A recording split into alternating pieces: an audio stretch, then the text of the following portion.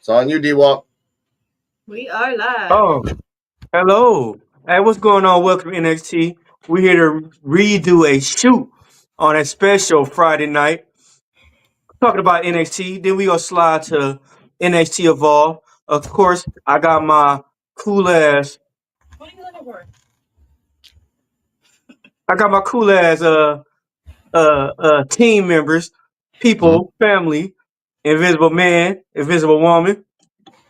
How y'all doing? We're doing good. You know, same. We're excited to be here. Talk about NXT. Yeah. I've been slacking the last few weeks, so I gotta catch up. But You didn't really miss nothing, so don't feel so bad, you know. That's a controller. Now, ladies and gentlemen, we're gonna show you something at the beginning of the show once we talk about it. But I will say NXT was an up and down show. Storyline wise, it's going up. Credibility and accountability is going to fuck down. So, and by the way, make sure you like, subscribe, comment on all the socials and all the media's links down below. All right, D-Walk. The beginning was Jordan versus Jada. Let's go. Yeah. It was okay. First of all, I have nothing against both wrestlers. I have nothing against Jada Parker, but you fucking keep losing. How's you still be able to get fucking opportunities? You got to start at the bottom. But like I said, the match was cool. We had 2 mess ups from Jada Parker, but like I said, the match is pretty cool. I mean, they trying to shove Jada Parker down our throat. But the match is Now, pretty ladies all and right. gentlemen, be all right. The stuff behind us, ladies and gentlemen, is the end result. And again, we don't own this. We just show. I just copied this from a TV. So let's leave it like that. As you see here, we see Jada Parker in the beginning of the show while it was in picture-in-picture, spiking Jordan Grace's head. And I want to show this to give out a point and just in context of why I thought this match is not befitting something that it deserves. Yeah. Right? I don't want to get in trouble by YouTubers. All right.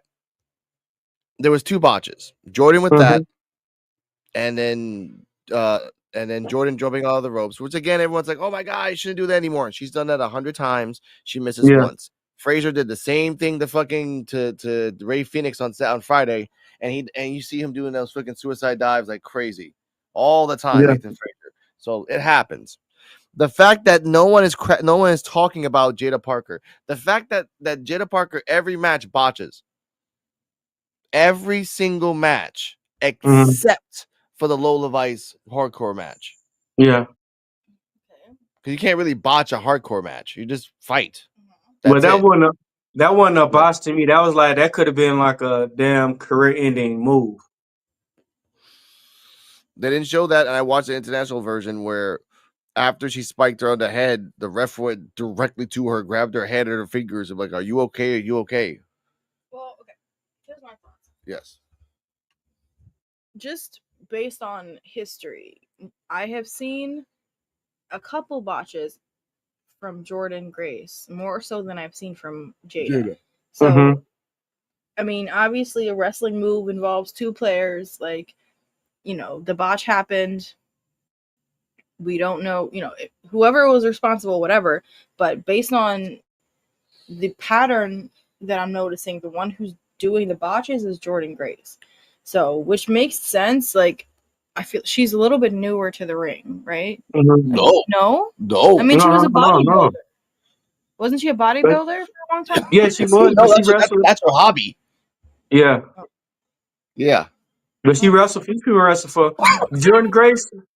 Jordan Grace, she used to be like, she wasn't really defined like probably like 5-10 years. She wasn't really defined. She's muscular. Now she like jet. Yeah. Yeah, she's like Candice LeRae time. Candice LeRae is the veteran. She's done 13 years.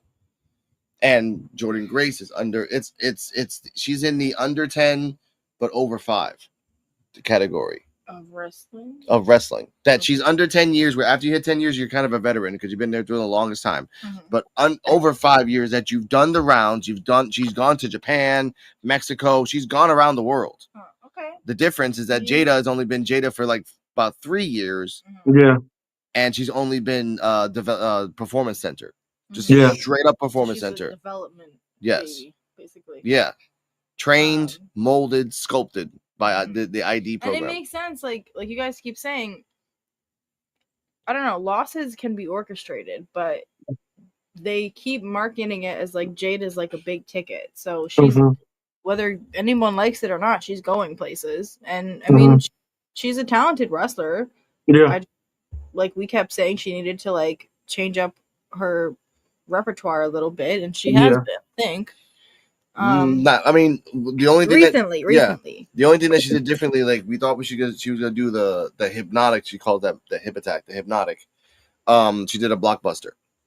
I was like, all right, that's pretty cool, like something different, you know. And Jada, I mean, not Jada, Jordan did a nice little like, kind of like put her arm, like kind of did her under the head and tried to over it, which is something cool at the same time, but. These, I don't know, like maybe they practice and like, oh, we got this thing down. And once they got to the main stage, and then Jada and her ego, I think it's their ego that kind of like fucks her up at the end. Yeah. Yeah. I mean, as the character, yeah. Jordan's been shitted on for the longest time. Look, you see the picture. Like Jordan's been shitted on for the longest time, and she's been wrestling for a long ass time. You know, the shortest jokes have been abundant for her ass. Okay, so I mean, I that was my lack of knowledge there. I was just an assumption.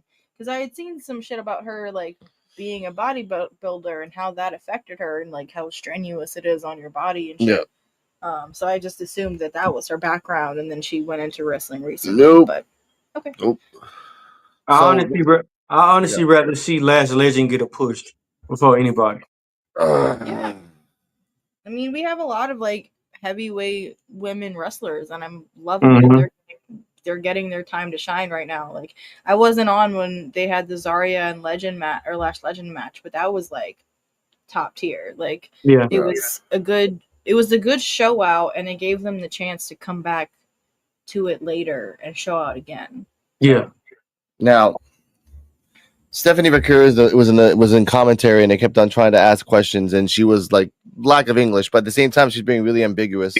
So not picking who it was, and because Stephanie hit Jada Parker, and then they didn't say that Jada Parker won because again, technically she would win by DQ because Stephanie hit Jada, but they didn't say that, so it was like, oh, it's no contest, which sucked ass. And someone that doesn't suck ass, Mr. Joe BNCO, how are you, sir? Doing well, sir. How are you? Doing well, Mr. Sir. How are you today? Not too bad. Just making sure everything sounds okay. A little choppy, but what's better than where we were before. Ladies and gentlemen, I'm gonna try to be in my office by Saturday. So, okay, that's cool. That's perfect. So you want to be a bodybuilder? I'm pretty sure before we went through my wrestling. Joe, since you're here, I'll show you the clip that we showed Miss Visible Woman and D-Walk. This is the clip where Jada landed Jordan on her head. Oh, and it's in the background, just as you can see it right here. Yeah. That was one of the botches. That was one. Yeah. Then it's bad when you almost break your neck. It's bad when you almost break your neck twice in one match.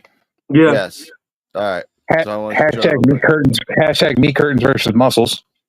Yep. And ladies and gentlemen, we have buttons for these specific reasons, and here we go. Or if you want restaurant terms, Arby's versus tropical smoothie. Hey, Joe sounded like he committed a crime and admitted it though. Like, yeah, that's right. That's right. I know.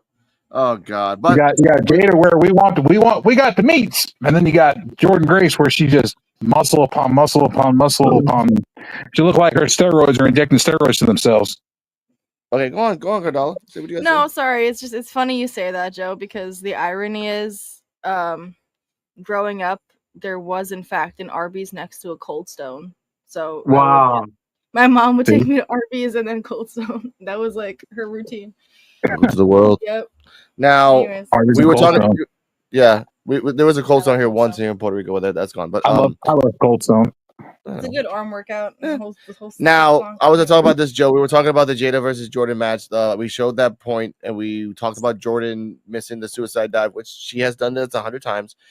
We explained to Cardala that Jordan is technically a veteran because she's done this for a very long time, whereas Jada has only been here for like 3 to 4 years in Performance Center, which is basically 2 years and maybe 1 year independence. If you relate to that, go on. But it explains why her routine is, still, evolving. Yes. You could say. So, what are your thoughts? What are your thoughts on the match? And give it a rating, sir.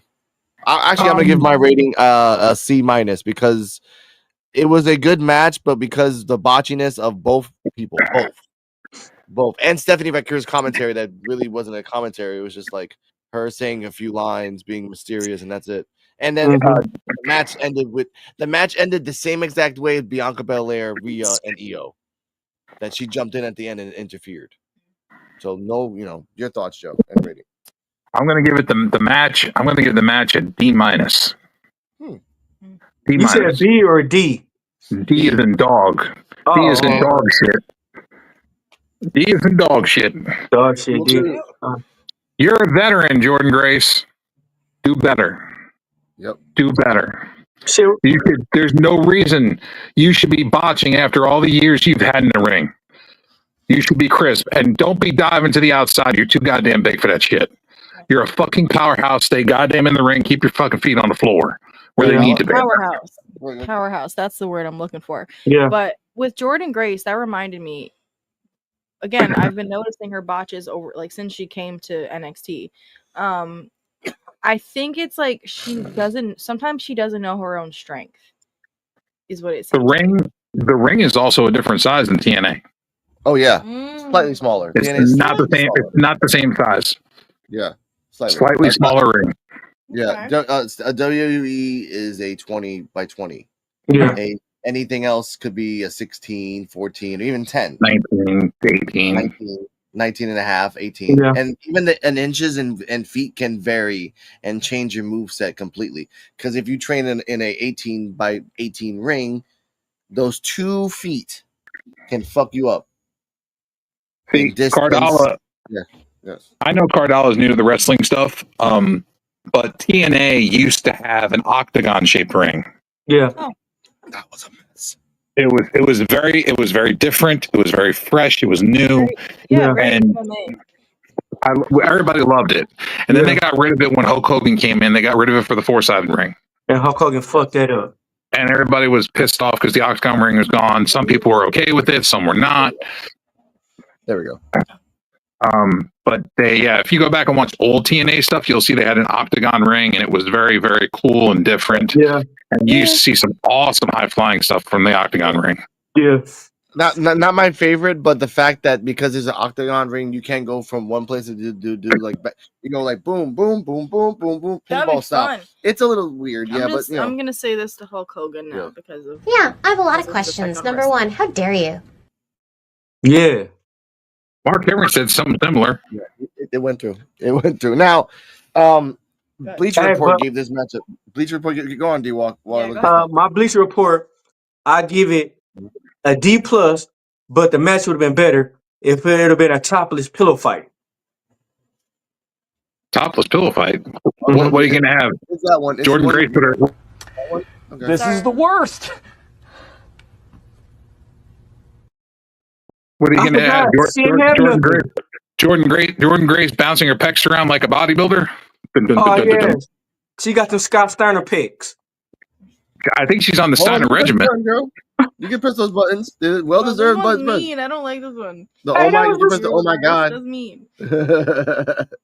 I'll just press this one because that one. Catch me outside. How about that? Hey, that was with all respect. Hey, look, man, I can't help it that she's got muscles upon muscles. She puts steroids in everything she eats and drinks. She got Scott Steiner's regiment. She stole his book and she's like following it to the letter. An elevator clip. No, that elevator music. No. This is the worst. Hey, that was with all due respect. Allegedly. I know, but exactly. We put allegedly. So next up, this is a match that I did not expect, but we're going to talk about Swipe Right versus Fraxium. Yeah. Now, first off, and we'll talk about Swipe Right again in the Evolve podcast review. Shout out to CJ Wolfie and For Real Terrell on their anniversary as well. Love you guys. This was a match. Yeah, it was. This was a fucking match, and I was not expecting that. I wasn't paying that much attention. I liked it because Smokes reminds me of Johnny Gargano. I'll show you who Johnny Gargano is. And Baylor reminds me of like a very young Benoit. very just kind of like weird about it. I don't know why. Fraxium, because of their hubris, was like, we can take care of them, but they got kind of dominated in the beginning of it. His Baylor's double underhook DDT was kind of cool. Smokes kind of like outside inward not DDT spear reminded me of Gargano, and them trying their best to win was kind of sad. But when they tried to do malfunction in the junction when they were holding Axiom in the up by the turnbuckle, he got out. Axiom did a beautiful Spanish fly, one of many. Frazier did a beautiful Phoenix splash for the 1-2-3. Added detail when the 1-2-3 was happening. Axiom was dogging his eyes down at fucking Smokes, and like walking close up like next to him, like, motherfucker, you better not get up. You better not get up. So boom. And obviously, this was a good match. So I'm gonna give this match an A. Yeah. They gave him a run for them fucking money. Yes, which again, a lot of shout out to Fightful.com. They kind of say the fact that if anyone should take the belts right now, it should be Swipe Right, only because of the cross promotions. You can be the NXT Tag Team Championship champions, and then just add on like later because you already pre-recorded this shit, so you just add on stuff later. So, but Cardi M from the Post Evolve, what are your thoughts on Swipe Right? Or as we call it in the Evolve podcast, Swipe Right, Fuck Boys, Motel 6, $1.99, fucky, long time. And I'll press the button. Daddy, chill. What the hell is even that? Thank you. Behind Arby's at 10 o'clock. Okay, your thoughts on Swipe Right? Okay. Have a beer. Go nuts. Somebody went dark. Yeah, he just, yeah. Okay, my thoughts on this match is I give it an N for neutral because I didn't pay enough attention. I haven't been paying that much attention to Swipe Right, but Alex says he likes their style, so that gets me a little curious as to like. It's like DIY style. Yeah. Okay. It's a little bit like it. DIY in the beginning were very fluid. They will always like just do move. I mean, they seem to be going back to like classic old school tag team moves. Yeah. Which could be cool. I respect that. I don't like the whole gimmick of like them being assholes and like. We'll get to that. We'll get to that. Yeah. Check out the Evolve podcast to hear more about that on Thursdays at 9 p.m. Again, N for neutral. Who hasn't given their thoughts yet? Do you want your thoughts? This by far was match of the night. Yeah. Okay. I mean, if it weren't for that 6-man tag match, that bullshit ass 6-man tag match main event, this should have been a main event. I had to get this an A. Joe BNCO. Well, I'm going to give it a B. Okay. B for bastard kids. Because I don't like fuck boys. Thank you. By the way, B for fuck boys. Wait. By the way, before you continue, Joe, when I did the post review podcast, right, and I did the AI StreamYard thing, the fucking AI actually said, I don't know what it was, but they actually said fuck boys. They didn't even bleep that shit out. AI understands that Swipe Rights are fucking fuck boys. Hey, but the only reason I said that this was the better match than better than your world champion in a match wrestling. Okay, but it was a non-title match. You could have gave Swipe Right the victory then. True. But no. But at the same time, but go for it, girl. I gotta talk about that. Go on. Okay, well, no, it was their first ever match on NXT. Their chance to show out. And obviously they connected it back to Evolve, which we'll talk about later. I like this match because it was kind of like Fraxium showing out as like the unbeatable elders, and Swipe Right is like trying to take the title from them. And I don't know, maybe some people think they should take the belt. I don't know about that. I have different thoughts. More Hank the Tank. But we'll get to that. We'll get to that. But Swipe Right, again, they are what they are. Where were we with that? What was the point? I Forgot. of Swipe Right and Fraxium. Yeah, I don't know. It was an alright match. It was a good match. Oh, yes. Before we continue, and I've been testing out these new ways of doing this, so I'm gonna test it out on mine. So if I get fucked up, it's all on us. Before the match, Hank and Tank and Swipe Right were talking. This is the PWF version of Backstage. Last week, but we should still probably watch Fraxion's match. They are the tag team champions. They got something. There's gotta be something to pick up. Yo, what up, big boys? Fellas, Brad Baylor. Ricky Smokes, the hottest tag team on WWE Evolve. Yo, and Tank and Hank, right? Hank and Tank, but same thing. Yeah. We heard you guys were going through a bit of a rough patch and are looking for some advice from a successful tag team. Don't sweat it though. Swipe Right would love to pay it forward. So tonight, after we beat Fraxion, Hondos. Yeah, we'll get back to you boys for a tight 5, but for now, get your pens, get your papers, and take some notes. Who the hell? We're not that desperate, are we? No, Hank. I hate Hank and Stank. Now that was just audio. That was just audio, and I just put the pictures on top of it. That's all I did, ladies and gentlemen. I will fight this on YouTube court. Testing this out. We'll talk about that later. So what do you thought? Go on, Joe. Someone said something they wanted to see Hank and Stank win the tag titles. We need the clip of hell to the nah, to the nah. No. We'll get to that because they are kind of like old school booking this, but we'll get to that later. Later, right? So, what is the rating of the match, Mr. Joe? I gave it a B. You're talking about the one with Swipe Right and Axiom, right? Yeah, I gave it a B. I don't like fuck boys for starters. Yeah. And if you're going to try to put them over, and it's a non-title match, put them over. Have them beat the NXT Tag Team Champions in an upset. You know, make them look good, and then fucking give them a title match, and then have them lose. Back down the rabbit hole they go.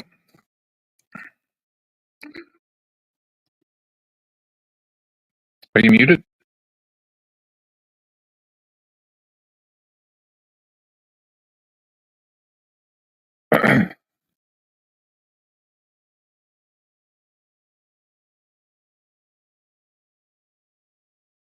Nope.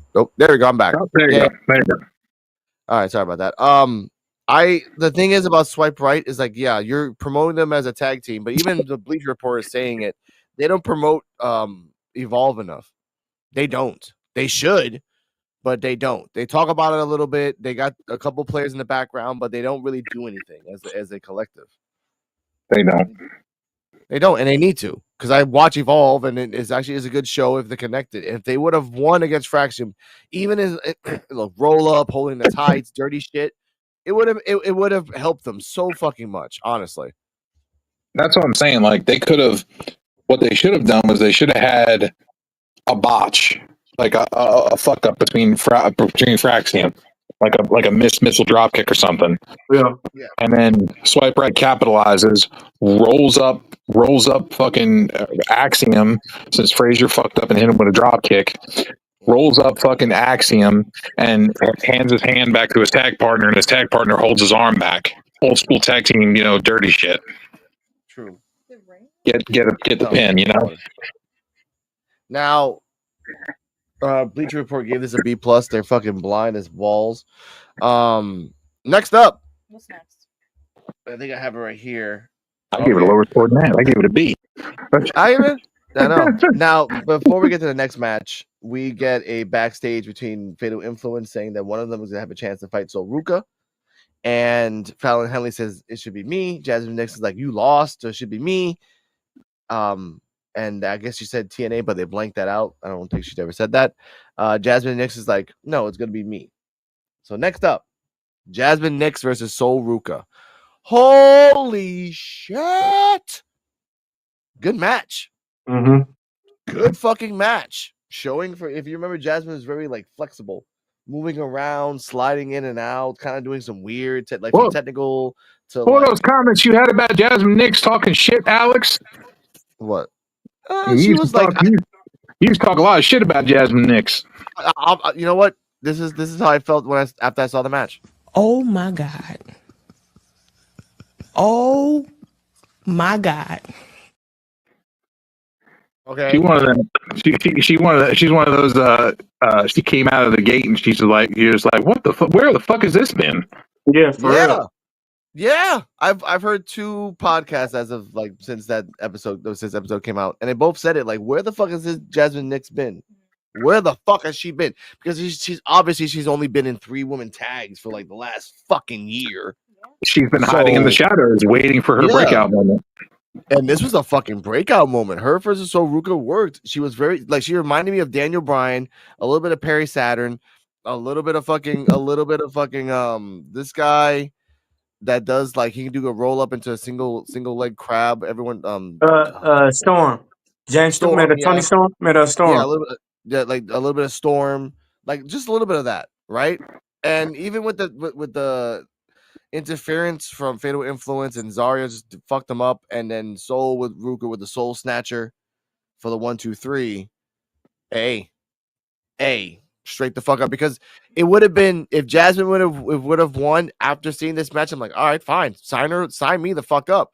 So Ruka being in the match is like, okay, sign me the fuck up, because I know that either during the match or at the end of the match, if Zarya wins, Soul's gonna turn on Zarya. If Soul wins, Zarya's gonna turn on Soul. That's the moment. So that's what I want to see. Yeah, that's I swear to God, they give the belt back to Kaylani again. I'm fucking just gonna boo her ass on Twitter. But Cardi M, your thoughts on the Soul Ruka versus Jasmine Nix match? It was a pretty good match. I'd give it like a.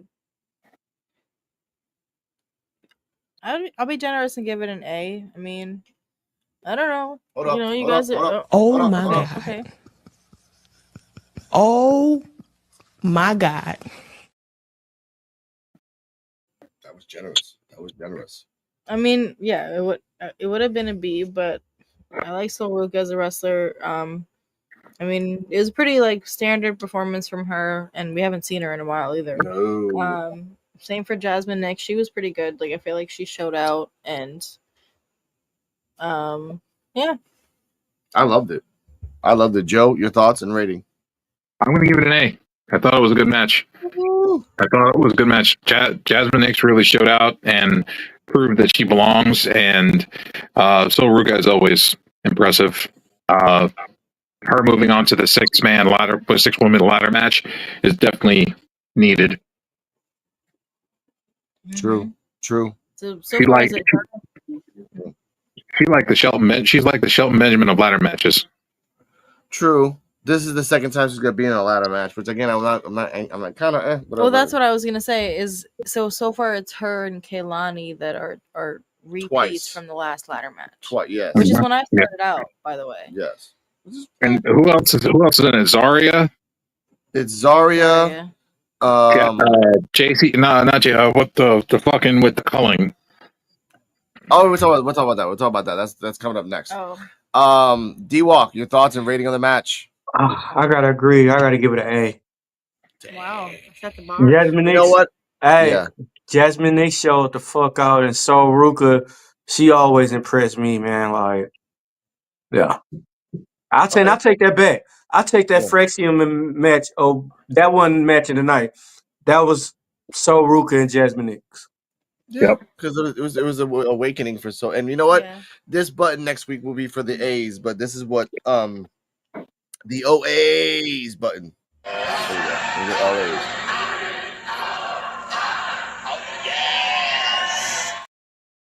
So can we have 3 A's instead of 3 of my faces? Yeah, but I'm gonna copy paste the video. I'm just gonna put A's on top of the cool. Just put the A's over his face. Oh, what? Just put the A's over his face. Yeah, that's what I do. Just like it'll just like slide in and you know, or you could put doing this too. Better. Or you could put Sesame Street music in there and have ABC across his chest. PBS on my ass, man. PBS is evil. He said PBS is evil. Wow. last thing I'll say about this match is I would have been happy with either of them winning, honestly. Like, we were both kind of rooting for Jasmine Nix, just only because it would have been a different lineup. Like, obviously, like, Soruka deserves the win, but it was a toss-up. So You saw how good she did, like Cardala. You seen how good she did? Can you imagine how she would have showed out in a fucking ladder match for a that's title? what I'm saying. Yeah, Like, and again, damn. yeah, and like again, like Soruka is talented, but Soruka and Kehlani already got their chance in a ladder match just a year ago. So I think they should have had an entirely different lineup this time just to like switch it up. Well, they're putting Kehlani in it because she's the first champion. Yeah, That's which makes sense. Yeah. That's the main reason why she's in it. Yeah. And Sol and Zarya are in it because they're going to try to split them up. Yeah. Unfortunately. But it makes sense that Sol is going for the North American belt, because I mean all of these like year plus veterans should be going for the belt by now. Yeah, it should be equal footing. Now, after that was said, before the match starts, the culling with oh god, let's just put this out right now. Again, there is no video; it's just audio with pictures in the top. Spears, we let you down last week. Ricky Saints has no idea what's coming his way. I swear to you, we're going to do everything to get that North American title back. Doesn't matter if Ethan Page... Just stop. I admire the passion. I do. Am I grateful that I won gold for the first time in my career here? That I'll be called a champion for the rest of my life? Yes. But that title is no longer the focus. It was a vessel that brought us, the culling, together. Our bond was never about me and my success. It was always about yours. The focus now shifts to you, Izzy. Tonight you qualify for the Women's North American Championship ladder match at Stand and Deliver. Don't dwell on what I lost, but focus on what you can achieve. Brooks, Nico.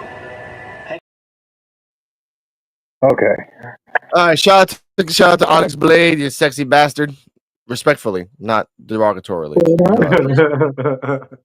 You gotta put that. Go on. Check out his YouTube channel, please. Check out the Onyx Blade. Check out his YouTube channel. Get him to 5,000. Shout out to the Misfit Nation podcast. They lost their first channel, so everyone get them back to 6,000 again on their second channel. Even though they don't care about that channel anymore, but doesn't matter. Yeah, they're mostly on X now. I know, and Rumble. Yeah. Wow, that was a shock. It shocked Cardala. Now, Misfit Nation podcast on X. I'm trying to be like smooth about that, but I guess that tells you how I feel about misogyny. Anyway, love you, Onyx. Now, yeah, they're on X because of the whole thing with the YouTube with the censoring and all that bullshit. Yeah, I know. That's why I've been really quiet on my show. Getting my numbers up. I'm almost at 4,000. I'm getting. Whatever happened to freedom of speech and freedom of press? That was back in the 2000s, but we're in 2025. You just gotta be like you can go to different apps to do that, but the main app is always gonna be clean and just cookie cutter. Like I learned the hard way. If I go back to my old school style, I'm gone. Another channel gone, and I'm going to Coquito clips, and that's gonna be a bitch. That shit again. People just need to get out there. People just need to get out their fucking feelings. I know. That's why we have like Rumble and X and the other one, Kick. That's just like, but either way, we're not getting into that. We're talking about wrestling. The culling versus Hank and Tank. Oh God, the Stank brothers. Yeah. Now, okay. Come on now. Okay, you want to Cardell? Talk about the match. Talk about the match. They're here. Rip off Public Enemy. Who did they fight? They fought Brooks Jensen and Nico Vance from the culling. All right. They lost. Again. There's a reason. I'm not gonna give you the play-by-play on this match because I'm not. I don't have Google in my brain, but but I'll give you my thoughts on Hank and Tank. I think I hate this losing streak that they've been on, but I think it's for a purpose. In that there was a moment a few weeks ago that is very important where after a match, I think Hank and Tank and Fraxim were backstage and they were having a conversation, and Axiom said to Frazier, "I wish our friendship was like that." And as much as Hank and Tank have been losing, I think that they're talented. They're great at the show, the showmanship, athletic side of wrestling, and I think they're gonna show out. This whole swipe right thing is just like low key, probably just to promote Evolve. Yeah. And I mean, maybe to show out swipe right, but yeah, I like Hank and Tank, and I am recognizing this losing streak as a plot point. Yes. Mic drop. Here you go. There you go. All right. Joe, You supposed talk to about drop it for real. You supposed to just do it down on the ground like yeah. No, I like this mic. Hank and Stank are just. I feel like they're just losers, and they're going to be losers. Because you got to have losers to have winners. I mean, it's just how it is. You said the same thing about Javon Evans. Yeah, you got to have jobbers. You got to have people to job out to the better wrestlers. Javon's one of those guys. He's got to lose to the better wrestlers. So they can elevate, and this happens. Okay, that's why he gets stuck. That's why he gets stuck in triple threat world title matches and never wins a world title. That's true. Here's the problem, though. I know you can call him Hank and Stank D-Walk, but let's get to the point of this. Public Enemy 2.0. Yeah. No. Wait a minute. The fact that they do. I'm not getting into that. They ripped it off. They ripped it off. Go on, Joe. They ripped off Public Enemy's look. If you go back and look at Public Enemy from ECW or WCW, it's like here's the difference between Public Enemy and these guys. Public Enemy would win 5, lose 2, win 3, lose 1, win 5, like maybe lose 3, 4. Like there was always an up and down with them, but they would never. They were also champion. Hey, Hank and Stank. Wait, they had a microphone too. Hey, Hank and Stank, give me Bushwhackers / Public Enemy vibes. They're like the Iron Mike. They're like the Iron Mike Sharp of the tag division. Okay. Now let's fast forward this a little bit. The reason I'm saying this is because later on, Ava announces there's going to be a tag team gauntlet. I thought it was going to be a tag team battle royal, but no, it's a tag team gauntlet. And shout out to Fightful Wrestling. They actually talked about this on the podcast that they have about NXT. After crapping on the booking of Jada Parker and everything else, at least they agree on me on that. If this is a prediction, and Cardala kind of agrees on this too, if Hank and Tank start the gauntlet first, they lose. No. Here's the thing, though. All the tag teams that they lost against are in the gauntlet, and them. They're the 5th. There's 5 tag teams. They're number 5 out of the 4 tag teams they lost. Culling, New Quarter Catch Crew, and so forth and so forth. The idea and the prediction is the only way to get out of a losing streak is to have a winning streak. And you can kind of fast forward that all in one night. If they fight all 4 teams, they start the gauntlet and fight all 4 teams and win. They beat NQCC. They beat that, and because remember, after they lost backstage, Street Profits told them just be yourself. Just be yourself. Stop being everybody else. Just be yourself. Look at us. We're ourselves, and we're the tag team championships. So this is an awakening for them. Hank and Stank win. I'm crashing out. How these crash out? How these YN say I'm crashing out? As soon as I see him win, I'm knocking everything down, TVs and everything live. Now here's the point of the analyst, Mr. Joe Biancio. What are your thoughts on that? If they do that, they start the gauntlet and they go 4 wins straight to go fight. It's a possibility, but I don't want to see it. Why? I just don't want to see them. I don't want to see them in the world title picture. I don't want to see them going for the tag titles. I don't want to see them winning the tag titles. But here's the thing, though. I don't want to see that.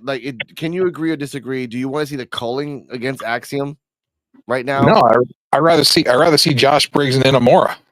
But again, Inamora's on. Inamora's on rental. He's on a rental, so you can have what, like a week or 2 to take the belt off again. Like that's the best. He's been there for months.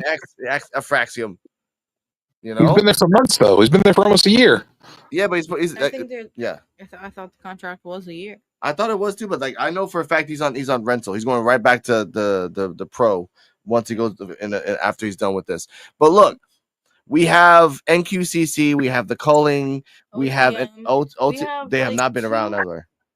Several tag teams that just have vanished. And we all know for a fact that none of them should have the belt against Axiom. None of them.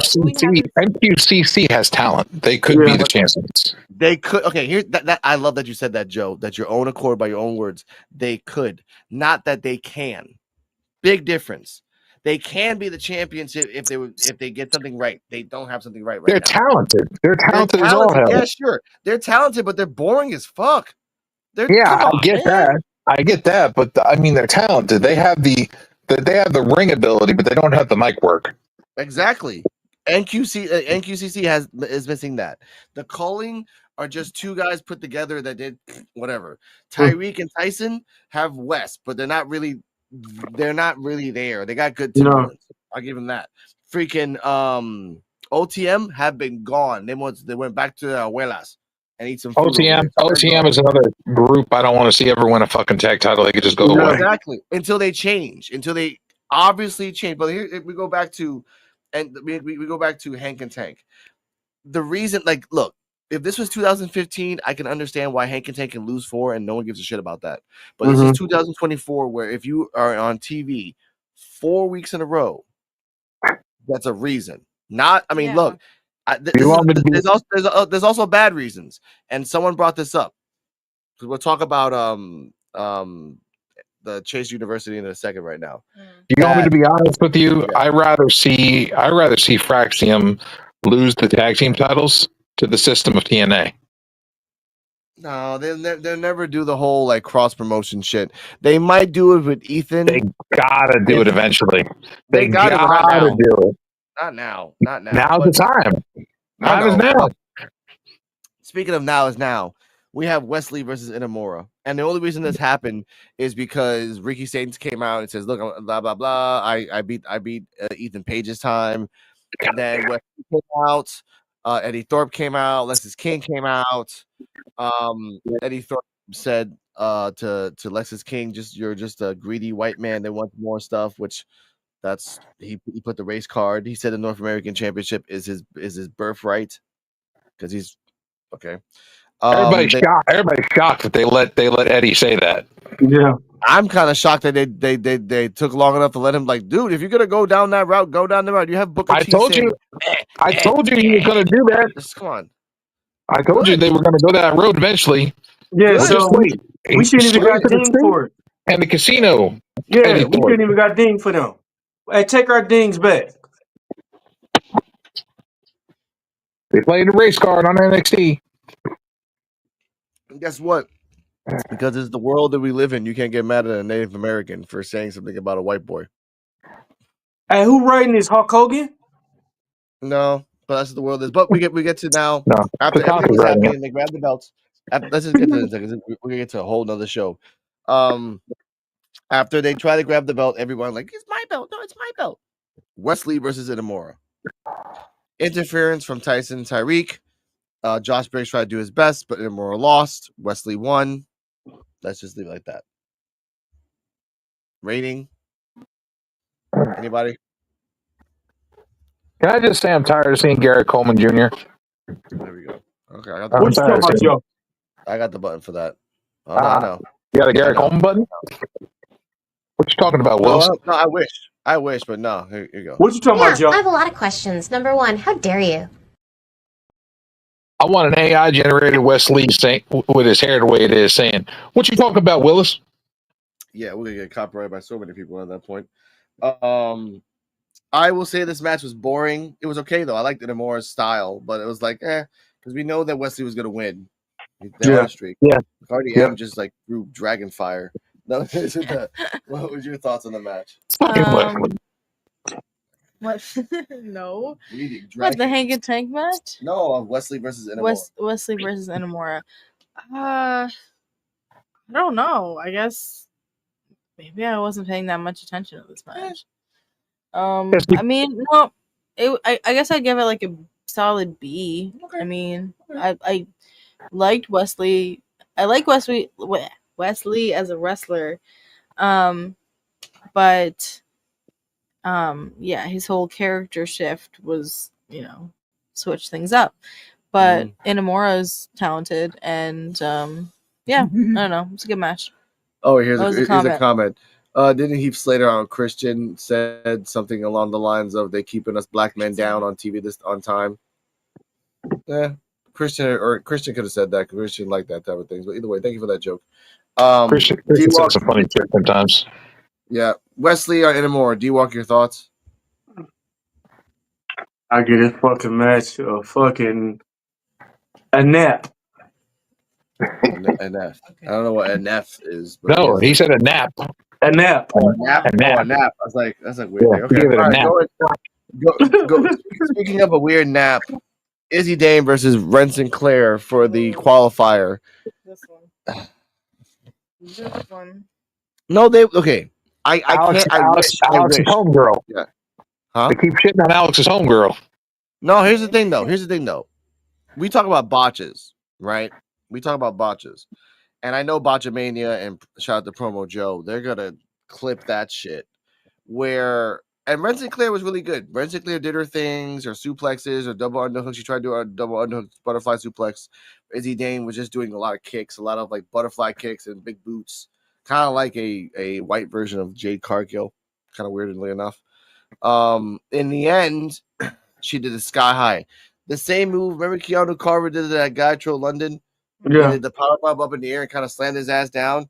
Izzy Dame did the exact same thing. Right? It's boom. And this is Ren Sinclair. And then I need you to say, I'm not gonna get up. You say that? I'm not gonna get up. Okay, good. 1, 2, 3. That was a reenactment of Izzy Dame getting the fuck up. That's right. Oh my god. Getting the fuck up before 3. Who trained you? Shame on them. And the ref is the kind of a rookie ref too. She's a rookie ref, not like she's not Calix or she's not whatever Jessica Carr. Was it the ref or was it Izzy? No, it was the ref. It was the ref, and no, it wasn't even the ref.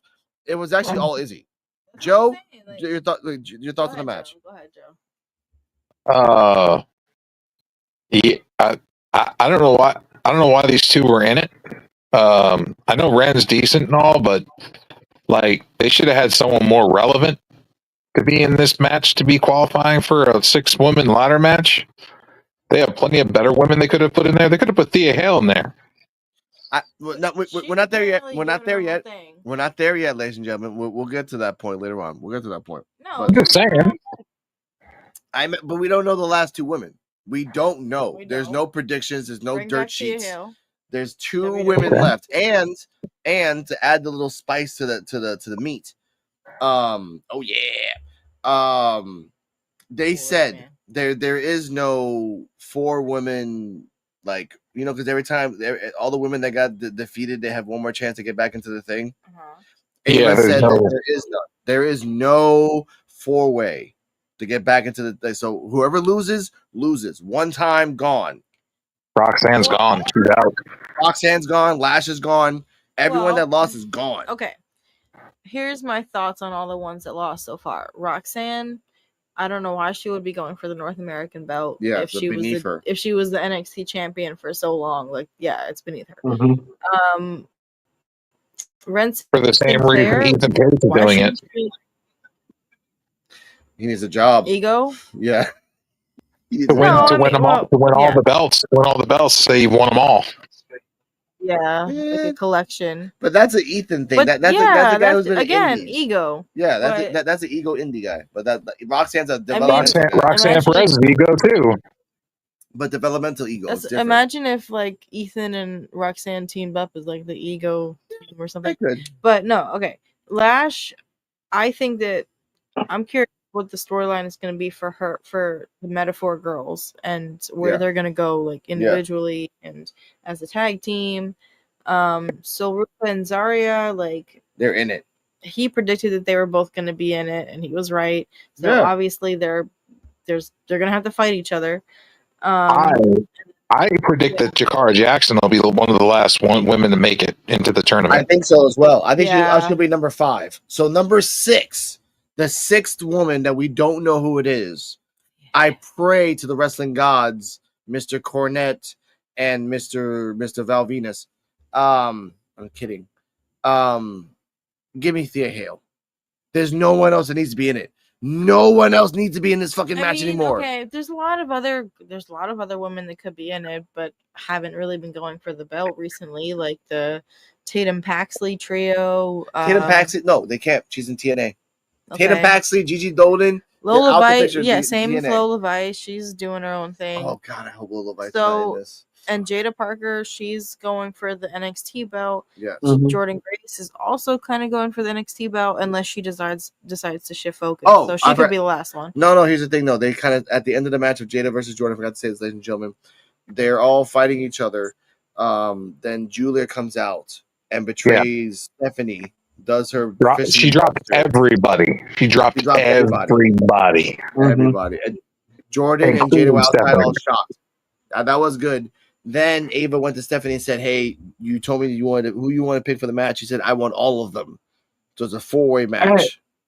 She stepped when Julia stepped on fucking Stephanie's fucking head and raised the belt up. I was like, "Fucking hell, we're gonna get a heel Julia." Holy shit! Yeah. Hey, that was Jordan Grace tossed my man like a frisbee. Last week. Last week. Disregard. By the way, that was Joe London. He took his manhood last week. Man, for real, he should be fired. He should be fired. No, he's gonna be a future champion. But also, man, he got tossed like a rag doll, and he could be a future champion. Excuse me. In the backstage, Julia, they asked him, "Why'd you do that?" She says, "No friends, rematch, stand deliver." Walked away. And as I said, 4-way, then a 3-way, then a ladder match, then a tag team. Like, you're just like, let's just add numbers. Yay. But either way, they're like, let's add as many people as we can so we can get them on the pay-per-view. Prime example. Okay, my man should have been fired. Prime example, Joe, you remember when we was doing security and that dude got threw over the car by that girl, and before he hit the ground, he got fired. He was out of there. He was fired in the air. Yeah. In mid-throw. That comment. In mid-throw, over the car. Roster right after Mania weekend. Will Trick continue to stay in purgatory after Mania weekend? I think Trick's going to stay there for a while because we have something going on now. But back to Izzy Dame and Ren Sinclair. Rating. It's all out. The botch has to be counted. C-. All right. Matthew McConaughey. Ren Sinclair is not. I'm not really a fan of like the technical wrestlers, the specifics. I don't know what it's called, but wrestling. Yeah. And Izzy Dame, I'm not really a big fan of her either, but I see why the culling, like she's gonna be one of the heels, and like the culling is part of the big storylines right now. So I get why she's in the match. I'm just curious who the other two people are gonna be. What are your thoughts, Joe? I see you shaking your head. I'm going to give this match just like I did the other Jordan Grace and Jada Parker. I'm going to give this bitch a D because it's in the doghouse. Man, what? Oh man, come on, man. Most of women's matches this week have been dog shit. First off, Ren Sinclair's been good though. I will not contest here and say, it deserves a D. At most, she's the only reason why I didn't get an F. No, that's why I gave it a C. I mean, yeah, because Ren Sinclair's not. He kept it from getting an F. See, y'all being too mean on these matches. See, me, go ahead. I would have gave it a B if it would have been wardrobe malfunction. But I give it a D-. And here comes the button. This is the part where you I have a lot of questions. Number one, how dare you? Don't let D-Walk race here. He'll give it a Z or a nap or a squiggly line. Yeah, he will. But either way. Abstract. Either way. Shout out RT Del Sol PR, Instagram and Facebook. There you go. Put it out there.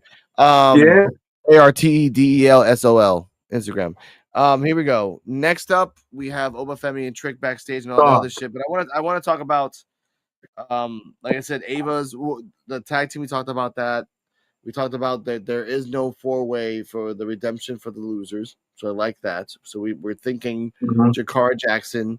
I want Thea Hale to be number 6. Let's talk about that. But who Who's will our they get number a face? It doesn't fucking matter. I don't care. Like, give me Hayes Jameson. She's drunk on Evolve all the fucking time. She just wandered into NXT. She had to show out in a match. No, that's perfect. I'd love to see how she fights. We're on alcohol or off alcohol because she's always fucking drunk at Evolve. We'll The only one I don't want to see is the fat woman head on the muscular person body that's been clawing people to death. I don't even know her name. You talking about that Gene Snitsky, the Gene Snitsky looking chick? Yeah, the one looks like Nicole Bass and Gene Snitsky had a baby together. Yeah, but speaking of LFG, thank you for bringing that in. Segue.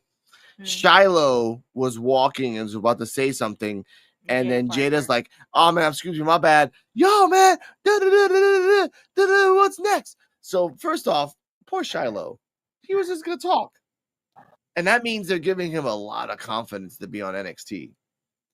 He's not even on Evolve; he's on LFG, totally different show, and they haven't shown anybody off LFG. He skipped the roster. He skipped Evolve to go straight.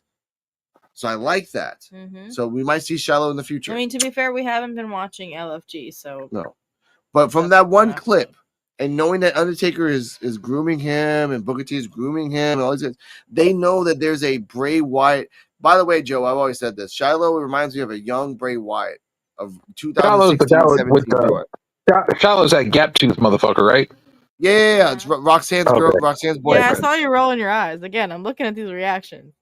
Gap tooth. That promo was fire. I'm the analyst of the analyst. Gap tooth. You could see his girlfriend through the middle of his mouth. Damn. Guess what? His girlfriend's Roxanne Perez. So, right there. What's that mean? She worked her way through the locker room. What the hell's that supposed to mean? She liked Cora Jade. No, first off, Cora Jade. Yeah, I have a lot of questions. Number one, how dare you? He paying to keep her. No, but by the way, I was gonna say that Cora Jade dumped Catch me outside. How about that? Maybe he's got a snake tongue. Maybe that's what. Maybe the one that gap. Maybe that's why the gap was there. Maybe a snake tongue comes out in between the gaps. I know, but I know, but it's a beautiful gap. Maybe he's got a water trick like a shower faucet or a sprinkler. Here's the thing, though. Joe, you know there's more. We know there's more than anything. Beauty does not really matter in charisma and skill. Unless you got money. Daniel Bryan was an ugly motherfucker. Mankind was an ugly motherfucker. He got money. Kane was an ugly motherfucker. He got money. Like, let's just be real. And he got money. They all have money. They all got money. Yeah, but that's the point. Shiloh, I saw in that promo, there is a young Bray Wyatt in him, the rage and the void. And if you can fine tune that shit, you have money. If he can harness it, which he will, like I said, if you like, you got the top wrestlers behind him, and if I'm Triple H, I'm like, can I just like rent you guys to be his trainers? Like, fuck the backstage guys. I want you guys. This is gonna be the next Stone Cold. This is gonna be the next Roman. This is gonna be the guy in the future. He could be. I believe if they put money in him, he can be the next guy that fights Oba. And if they tap into it in the next few years, make something. Prime example. You think I could walk up to Jennifer Lopez or Halle Berry and try to talk to him while having no money? Man, they gonna get their bodyguards on me. No, because like when you walk up to Halle Berry and Jeff Lopez, you'll do this.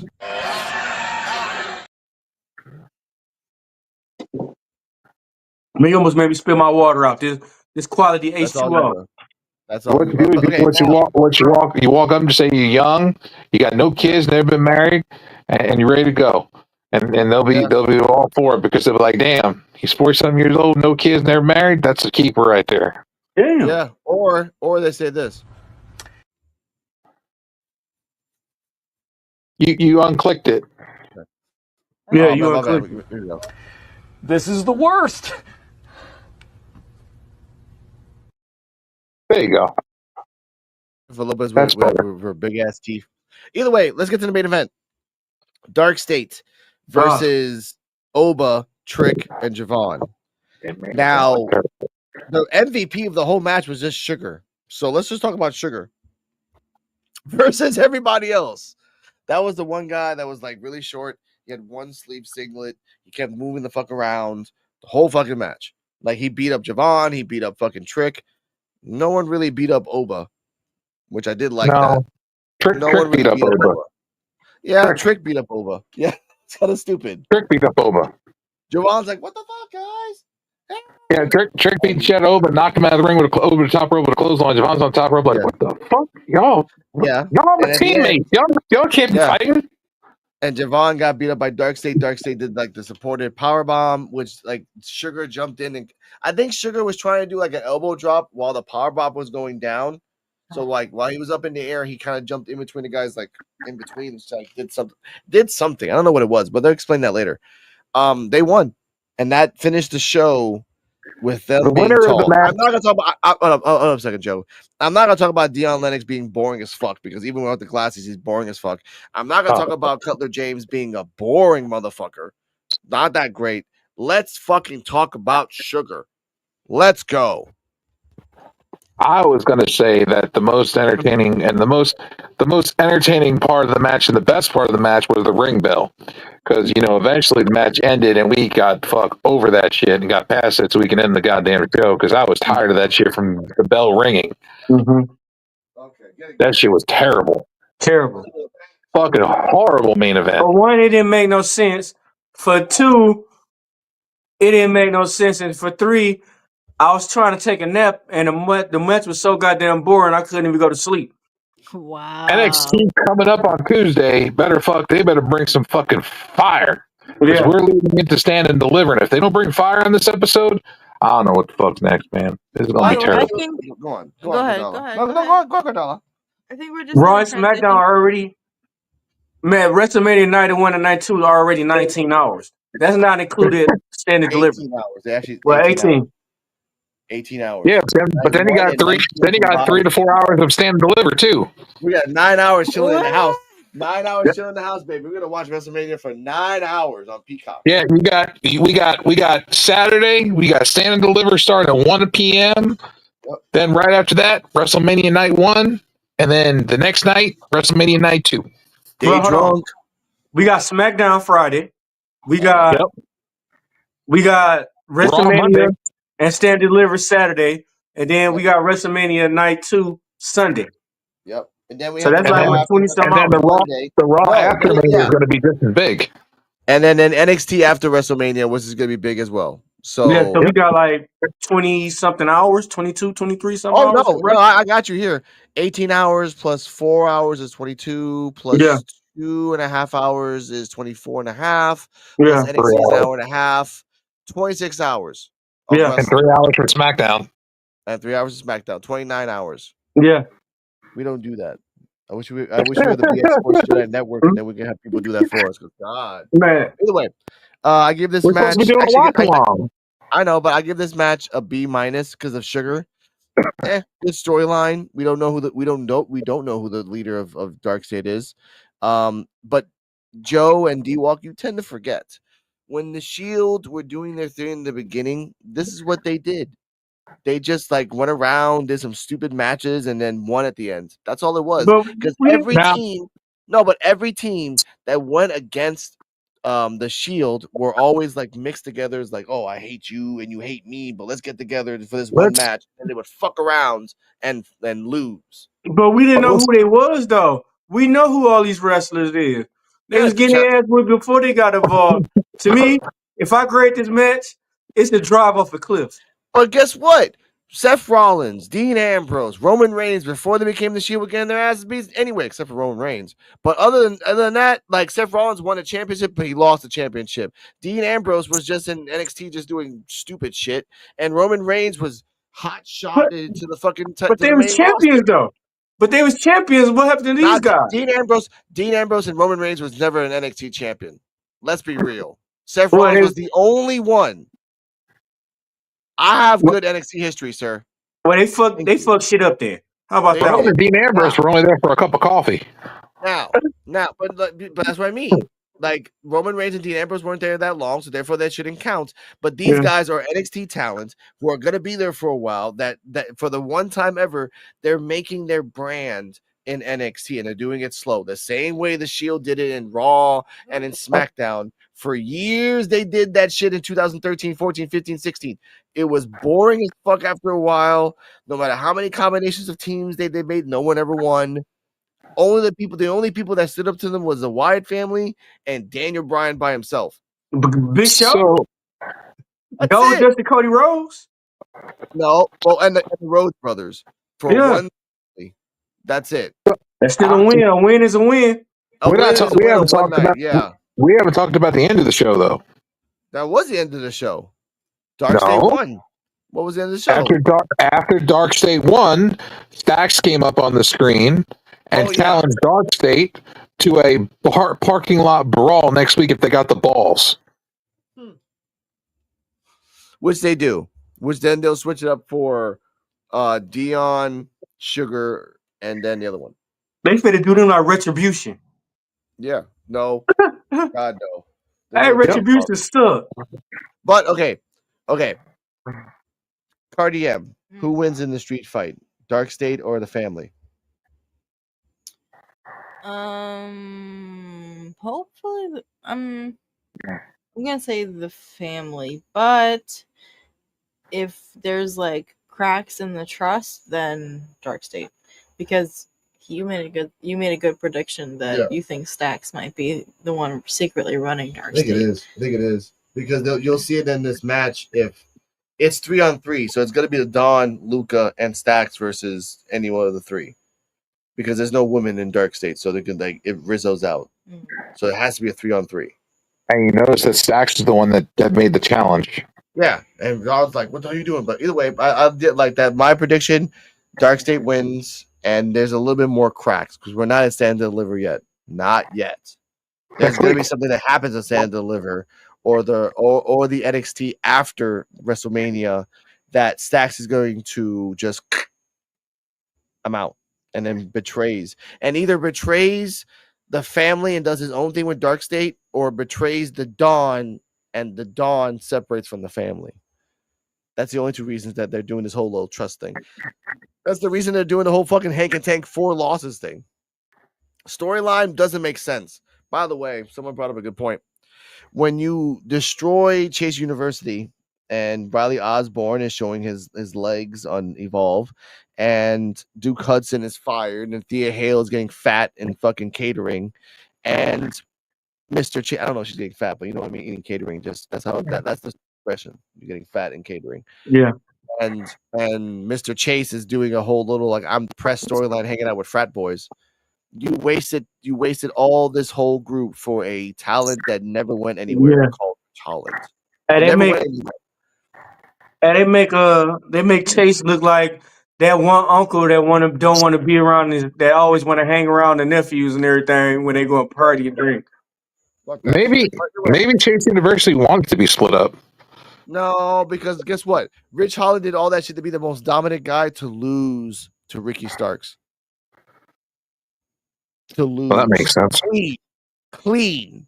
Like, I destroyed Chase University. I lost to Ricky Starks in his his debut match. It was his debut match. Oh, God. Yeah, you wasted a fucking university. But either way, I want to say D-Walk, who wins? Dark State or the family? Hopefully, Dark State disappear the fuck on out of here and go back to doing what they was doing before. And the family be cool. Because I don't like Dark State. Why? They don't have a purpose so far. This is the perfect. First off, and this is not about race. There's three black guys and one white guy. Yeah, like that's the perfect crew. Yeah, I'm black and I like white women. So look, come on, work with me. Hold on. Oh my God, that's a button. Oh, give me a second, ladies and gentlemen. Whoop! I gotta press that button. D-Walk like white woman. Oh my God. Oh my God. I could have told you that. knows about that? We got to clip that. Like that's gonna be a clip for AI anyway. You walk like screaming his coffee. Oh, the face that Cardell is his name right now. Hey, but not to be judgmental. Oh shit! Oh my god! Anyway, Deion Lynch he's just. I just don't understand why they're running the four brothers storyline. Yeah, without Mark Wahlberg. Okay. I mean, that's what it is. Yeah. The thing with Deion Lennox though is he went from babyface to a heel because Trick Evans shoulder bumped him, and now he's in Dark State. Alex said, "Making it snow." Yeah, making it snow. That all happened so fast. All right, but let's go on. Dark State. What if? See, they wouldn't be so important. I didn't even know their name. Listen. Yeah. What if we have it wrong? Yes. What if Nico Vance is the one that's behind Dark State? He's quiet. Nobody will see it coming. Yeah. And he could take it because Stax and the Don go back to the beginning of the family. Nico's the new guy. Yeah. What if he's quietly the one that's been orchestrating Dark State? It would be something. I'm on the belief that it's either Stax or Ava. Ava would make more sense because he's like, I'm sick of you guys thinking that you can do whatever the fuck you want. So I made a 4-person group to kind of like, and I don't give them opportunities. They just make their own.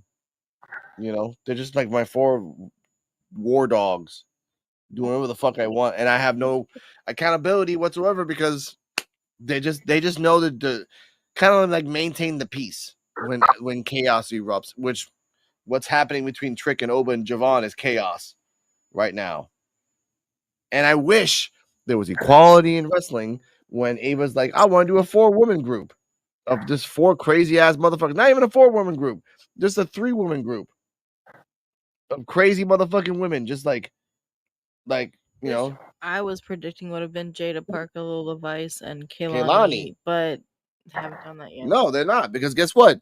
Jada Parker now has jewelry on her ass, swanging in the air when she's playing. Yay! But either way, ladies and gentlemen, that was NXT hanging everywhere. I know that was NXT time with D-Walk. We're gonna switch it up now to a very special episode. Yes, that's a good segment. Yes, let me see if it works. Woo! Okay, There it is. Yeah, it did. Okay, ladies and gentlemen, welcome. Damn, Coquito, where you found this? EUWF exclusive. Featuring CJ Wolfie, For Real Terrell, Cardi M, and Alex Coquito. Welcome. Welcome, ladies and gentlemen, to the PWF presents the Post Evolve Post Review Podcast with my co-host Cardi M. Yes. Hello. Welcome to the Evolve Post Review Podcast. Post Review Podcast because we did this on Thursday. Now, go on now. What's up? Let's talk about now. Before I press the button for Mr. D-Walk, did you see? And I'm looking you right in the eyes, Mr. D-Walk. Did you see episode 6 of Evolve? No, not even watching Evolve shit. Did you see episode 6 of Evolve? I got that button ready. What'd you say? Indeed, I did. Why the fuck you lying? Why you always lying? I did. True story. I could tell you one of the matches. Riley Osborne wrestled. Okay, look at that. I love that. Okay. I just want to put that out there. Just want to make sure. I'm sorry. Who did he wrestle? Okay.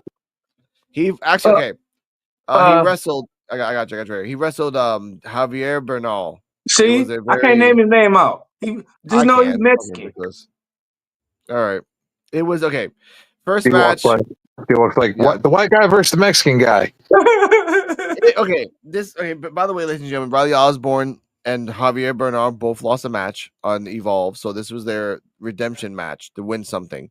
Javier Bernal during the whole match wasn't really doing a lot of things. He felt kind of off, and commentary from Robert Stone, which you got to hear this, Joe and D-Walk, like their commentary reminds you of 2016 NXT, where they're just going off each other, and they don't. And commentary, they don't like each other. They don't like each other at all, which I love that shit. And then Peter Rosenberg, I finally realized he keeps crapping on Robert Stone because Robert Stone's like, I went to Kane University. He's like, Kane University? What do you mean Kane University? There is no Kane University. Yes, there is. I'm like, oh yeah. And then this episode, he's like, you think this guy Bryce Donovan went to Kane University too? He's like, that's a real university, sir.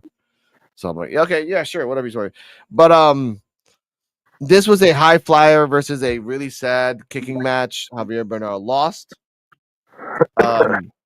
And in the post review podcast, we realized that when O'Reilly did the shooting star press, the crowd, which is all friends and family, said this chant, "Oh, O'Reilly." That was actually pretty fucking cool. And then for the 1, 2, 3, Javier Bernal after the match came out, and Chuy Martinez, which is like another Mr. Iglesias knockoff, said, "Hey, you dropped your jacket." He grabbed the jacket, and dropped it on the floor, walked away. So, Mr. D-Walk, your thoughts on the match? The O'Reilly new gimmick for Mr. Osborne and Javier Bernal. I hear that and see that every day. My pops work for O'Reilly's, but that's different story. But I got a question: who the hell let Riley Osborne wear his women clothes? Thank you. That's what CJ Wolfie said the same thing. Like, why the fuck is he wearing pants that I can see his whole leg on the side? You're not even a woman. You're not even a woman, bro. Like he raided Seth Rollins' closet. Yeah, I believe it. Oh, by the way, since you're here, and here's the button for that. That is absolute facts. Yeah. So thank you. I gotta put that for the PWF. That's Flaming Elmo saying that is correct. Whoa. Yeah. Again, we have fun over here. That's what D-Walk sees when he's in the mirror looking at reading the Bible. Wow. Yeah. We have buds over here too. We have buds over here too.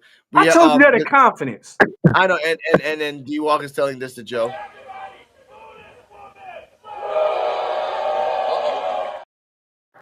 I told you that in confidence, Joe. That was only one time that happened.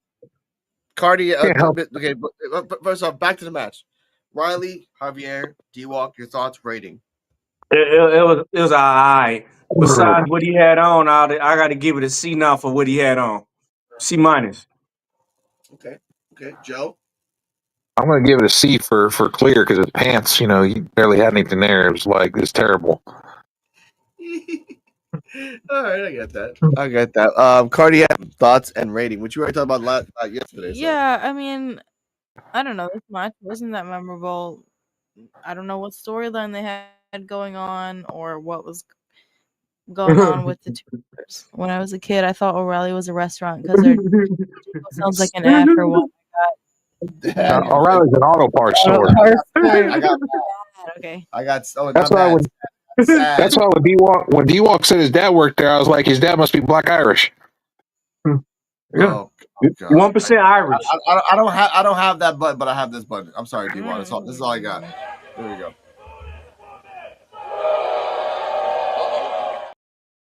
And he 2% Irish every time you walk in the store and work. And this is for Joe. There you go. Does he have to walk in with a shillelagh and a hat? And you wear green, bro. See? You wear a green shirt. He got dressed like a leprechaun to be working there. See? A green shirt with a green hat with some leprechaun shoes, bro. See? That is absolute facts. Told you.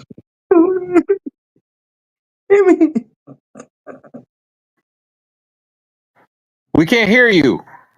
No, sorry. My bad. I wasn't. That was an accidental button press. That was destiny. Oh man! I was trying to fix the audio by accident. Oh god! Hey, you gave me future vibes of the scenario I might be in. Yeah. Well, I'll have buds for that later on, ladies and Joe gentlemen. going with me too. Yeah, Joe gonna be with me. Joe gonna be my roommate. But that's nice. Yay! But either way, back to the show. Match. We'll talk about that later. Before the show started, Swipe Right was like, "Oh, we showed up at NXT. Sure, we lost. Hundo, bro, Hundo, bag Hundo. We lost, but Hundo, where we like that's fucking bullshit. We'll talk about that. Like Swipe Right, that we're in there. Oh yeah, we're in the Evolve podcast. And by the way, we're talking about the Swipe Right Motel 6 STD written rat juice. Those guys. I like to punch them in the face, both of them. Yeah. Yes. Every podcast that I've heard has said the same thing. Swipe Right has like I want to punch them in the face vibes. Like just they are just like they have the heat. They have the. By the way, check out Tubi. They actually have the movie Snow Patrol. I'm gonna show Snow Patrol to my girlfriend in the future. And by the way, we watched Men at Work recently with Emilio Estevez and Charlie Good Sheen. movie. Good movie. Good movie. Shitty ending. Classic. Shitty ending. Ambiguous ending. Ambiguous. Make her watch They planned on making a sequel, but they never got around to doing it. I know, which is sad. Hey, have y'all seen Dirty Work yet? Not yet. We will. Oh man, we will. You gonna laugh so fucking hard. Tubi has Tubi even has Loaded Weapon, and I'm gonna show Loaded Weapon to Cardala soon. Like the Speaking of Emilio Estevez, speaking of that, Lou Diamond Phillips announced that Young Guns 3 is happening. How? They fucking died. They're all coming in the second back. one. They're all coming back. Blue Diamond Phillips, Emilio Estevez, Charlie Sheen. Emilio Estevez was Billy the Kid, so now he's Billy the middle-aged man. They gotta be a prequel. He said that they're coming back. They all signed up for it. They were all in their 20s when the second movie came out. So now they're all in their 50s, 60s. 70s. They're the fathers of the kids. Oh, these are the stories of how the fathers made Billy the Kid and this guy. I'm like, all right, I guess, but motherfucking these guys are just God. I haven't seen the Goonies Part 2 yet, but yet we're gonna get a fucking Young Guns 3. We're getting that too. Fuck, I know we're gonna get the Goonies Part 2. I'm actually waiting for that shit. And we're getting a Happy Gilmore Part 2 too. That's coming out in a couple months. I don't know how I feel about that one. Netflix. I want to see that one. I want to MJF. see that one. MJF's in it. I know. I don't give a shit about MJF. I mean, he waited to me. Adam Sandler waited too late. He all old and. No, that's what matters, man. Like as long as he doesn't put his fucking daughter in this one, like he puts in all of them, it's a good movie. Like, but obviously he's gonna put his wife in the movie because he puts his wife in everything. Other than that, don't put your daughter. Like, find something, make a choice. That's it, dude. But either way, I don't even know what happened. Get caught up on movies and TV. Riley Osborne and the Spanish Mexican guy. Javier Javier. Bernal. Crappy match. Blah blah blah. In the VIP section, which I guess you're noticing in this D-Walk, there's a VIP section there. This time it was the inverse. There was male bottle service taking care of the women. Hayes And we were talking about Swipe Right too. I know, but not this time, not this episode. It was Hayes Jameson and Chantel Monroe, and there was a male bartender or bottle guy. And Hayes Jameson has and I know D-Walk will see this soon. Hayes Jameson has a tendency to be alcoholic during matches or not on matches, so she's just a drunk. After that, there is a Bryce Donovan promo, which we find out who this guy is, but you haven't seen this yet. This is the mysterious man we've been worrying for 5 episodes.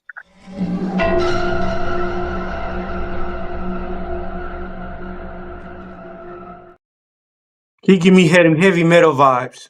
He gives me Jeffrey Dahmer, I'm going to eat your kidney vibes. Now, I love that. I love in this show right here. We have the headlines here from WrestlingHeadlines.com. We have the transcript. My name is Bryce Donovan, and I'm a believer in Darwinism. That is natural selection, survival of the fittest, only the strong survive. But I look around here and I realize everyone here is strong. I was enjoying myself all the time. Give me a second. That is absolute facts.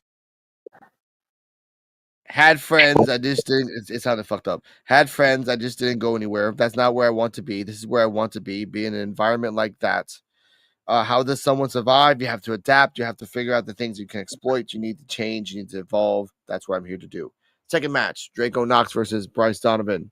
Match starts, and then Swipe Right come in with Zeta Steel. With Zeta Steel, we have this button for her. There you go.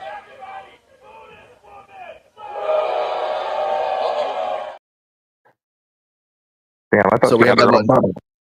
Yeah, because like she has her own button because she came out and the crowd naturally said, "Hey, everybody, boo this woman," because she was interfering in a match. First episode, love her for that.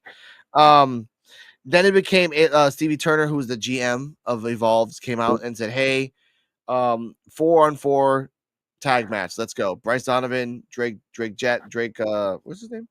Here we go. Jackson Drake, Bryce Donovan and Swipe Right versus Ice Williams, Jack Cartwheel, Draco Knox, and Cappuccino Jones. Halfway through the match, Cappuccino Jones gave Cartwheel some caffeine. He went nuts. He got crazy. He went cocaine crazy. Cocaine. That's right, Lee. And then jumped off. And then after that, it was back and forth. After a while, that Drake guy was pretty good for a while. Bryce Donovan would come in, do a big boot, come out. Not Peter Rosenberg. Stone compared him to Test, which I kind of see him as Test, but a very skinny Test. Very skinny Test. Like young. And then in the podcast, I said that if you want to compare him, he's a young Drew McIntyre. Like, give him 10 more years and some veteran matches, he'll get better. But right now, he's just not. Like, he took the shirt off and he has like Snoop Doggy Dogg's like bones, like really skinny and like whatever, I guess. So he's skinnier than Javon Evans? He is skinnier than Javon Evans. And it's amazing that Joe is not making fun of a guy who is skinnier than Javon Evans. Hey, I was letting you talk. See, now Joe said it. Hey, Joe, hold on. I press this button. That is absolute facts. Y'all didn't catch Joe do that evil grin and licked his lips? No, you know, I don't think he did that. Yeah. I don't have. Oh wait, I have that button. I have that button. Why the fuck you lying? Why you always lying? All right, thank you. All right. Always got to be a scrawny, bony motherfucker in the mix somewhere. I have to get the audio clip where they said Cartwheel doing cartwheel things. I have to get that out for later, so I'll get that for myself later. Cappuccinos and cartwheels. Yeah, I do like Mike Cartwheel. He's really cool. I told Cardalla this, and I'll say this right now. This is the PWF. If it wasn't for the fact that he looks like flamboyantly gay with the tassels and the flippy, I'm like, if it wasn't for his gear, I would take him seriously, like a little mini ninja. But like, he gives me Jack Gallagher vibes. He does. And Jack Gallagher was a guy that's like very gentlemanly. He had the curl mustache like this. Really, very pale. Like, very pale. Very like this is pale. This is Like, oh my god. Ginger. He gave Sheamus a run for his money with paleness. Oh my god. But he was always a gentleman. Like he had an umbrella. He treated people with respect. You know, he's like Jack Gallagher. But either way, for that, Bryce Donovan won with the Black Hole Slam, which is the Boss Man Slam with a nice extra oomph for the 1, 2, 3. He did the Abyss. He did the Abyss Slam, but they call it the Black Hole Slam. So that's what Abyss called it. Yeah. Oh, the Black Hole Slam. I like that. They took a name for TNA. Abyss actually works for WWE. It does. But Joseph Park works in the back behind the scenes. I probably told him too, like, hey, use this move. It works for you. But okay, and he gonna be and he's on the new WWE. He on the DLC. Okay, good for him. Yeah. I will give this match a B because everyone got their shit in. Yeah. I'm not talking about the post match yet. B for you. B for me. Yeah. I mean, that's about where Go ahead. That's about where I was going to be too. As a B. I'm just going to say I'm B. I give it B as in black. Okay. Holy shit! We got 4 Bs. Yeah. 4 Bs, man. That matched the Better Business Bureau of Wrestling. It was good. It was a good match. And Bryce Donovan, they kept him. They're not letting Draco Knox and Bryce Donovan fight, so they're going to hold that for later. That's smart for later. Now, I'll say this here because I talked about it on Thursday. Talk about it. For Bryce Donovan's character, I I feel like I liked his character more before, when he was just the silent, mysterious type with the sunglasses. But once he started with the like all of the heavyweights on Evolve so far have used the same like character trope of like, oh, I'm different, I'm strong, I'm aggressive, I'm like I should have been the first main event. I'm like that, just that vibe. And I feel like he could make himself different as a heavyweight by being more like Orange Cassidy vibes. Like just being like, he doesn't have to be all slow like Orange Cassidy, but just being kind of like quiet and different. He's kind of going that direction already, like with the whole after the match was over, the segment where the interviewer, they were kind of bullying him and he was just being there like, the fuck are you guys doing? So he's kind of going that route of like sort of, but yeah. Let's talk about the post match. Go ahead. Post match, like as she said before, swipe right or saying what's that smell, and then Chewy Martinez, is that your upper lip? And then Chewy Martinez, I don't remember Chewy Martinez like everyone swipe left, and everybody was like, oh my god, except for Bryce Donovan, which is like the most guys like, what the fuck are you guys doing? College shit. That's like middle school. That's middle school shit. Zeta Steel, who gets GB'd by all three of them. And first off, hold on. And at the end of that GB, they say this to her.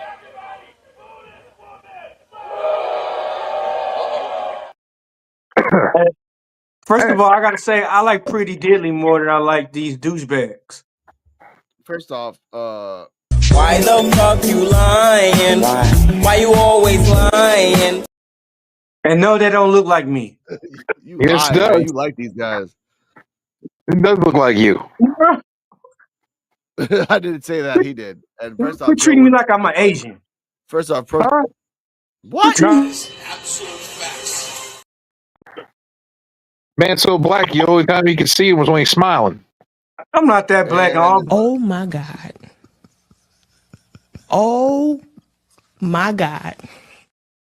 I'm not that black, and black people don't look alike. Huh? That's true.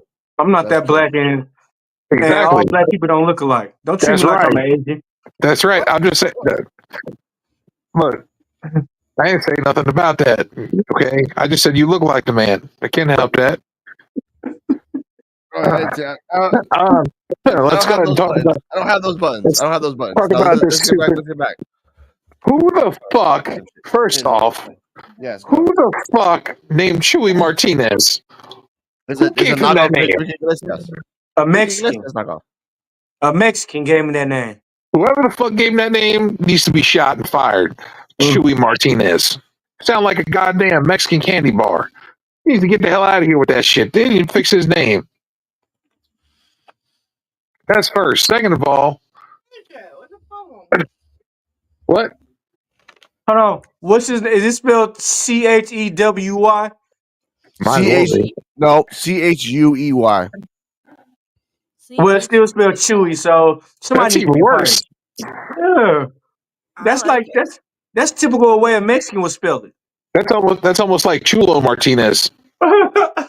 They racist. Who writing this? Hulk Hogan?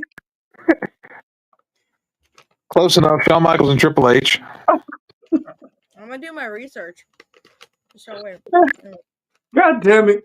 Hey, Shawn Michaels' eye going left, and his other eye going right. Yeah, it's usually the right eye is going left, and the left eye going right. He's making the DX logo with his eyeballs. Now he's cross shopping. I walked in the woods and I couldn't see him. Okay. Now I made him laugh and I don't like swipe right. But look, I will say about Chewy Martinez, they're trying to make it more like a Mexican Mean Gene, where he's trying to like be all like cool and stuff, and like saying his own things. It doesn't work out for him. When you got four guys making fun of one guy, it's ridiculous. All of you are wrong. Okay. This guy has done nothing wrong. He is good commentary, and honestly, I think the commentary is what's keeping the show going, because you never know how the wrestlers are gonna do. They're just starting out, at least in this aspect. So You talking about Chewy Hernandez or whatever? Chewy Martinez. Chewy Martinez. Hey, first of all, Invisible Woman, I like that little aura thing. I like the little aura thing you was doing with the candy and everything, but God damn it, if I'm named Chewy, everybody making fun of me. Chewy Martinez, Chewy Sanchez, Chewy Hernandez, whatever his name is, he getting made fun of. Give the man his flowers. Give his man his freaking Chewy Martinez. All right. Spit on that thing. Okay. Oh my God. Oh my God. Oh my God. Man. Oh man, you're crazy. Shout out to the Chewy Martinez. Chewy. Okay. Speaking of the Martinez, which I don't want to, we get to the main event. Denny Palmer versus Callie Armstrong. Main event. Now this was a decent match. Yeah. This was a good fucking match. Yeah. And before the match, they had little promos where they talked about each other's weaknesses. Denny Palmer brought up the fact that you can't get out of an arm bar. Callie Armstrong bring up the fact that you're a high flyer, but you think you're all that. But like Callie Armstrong's phrase is like, "I'm just that different," or "I'm just different." Last Legend 2.0. No. I have this match. Jada Parker 2.0. This match has a B just by naming the two people that were in it already. Yeah. Like the two people you named, the two female wrestlers you named, right away gives it a B. Without even seeing the match. I like Danny Parker though. I do. Danny Palmer. Danny Palmer. Whatever, yeah. Palmer. He's very good.